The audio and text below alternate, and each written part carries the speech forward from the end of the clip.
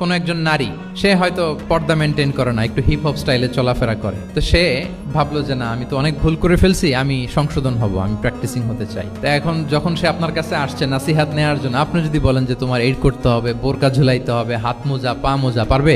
এ বলবে আগে যা ছিলাম ভালোই ছিল। তাকে একটু একটু করে বোঝাতে হবে, মানে এই হেজাব এটা কেন, হ্যাঁ, কাভারিং আওরা এটা কেন, কেন এটা করতে, এটা বেনিফিটটা আগে বুঝালেন যে Islam consider women as a queen, নারীকে ইসলাম কি হিসেবে কনসিডার করে?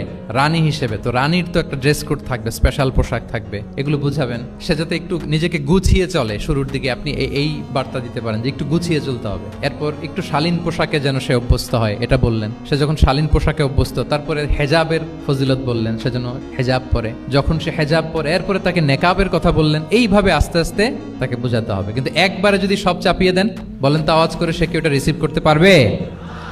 কারণ এই যে গ্রাজুয়ালিটি আর তাদাররুজ, এই সিস্টেমটা আপনি ভায়োলেট করেন নাই। একটু একটু করে বললে এটা মানুষের ফিতরাতের সাথেও যায়, তার নেচারের সাথেও যায়।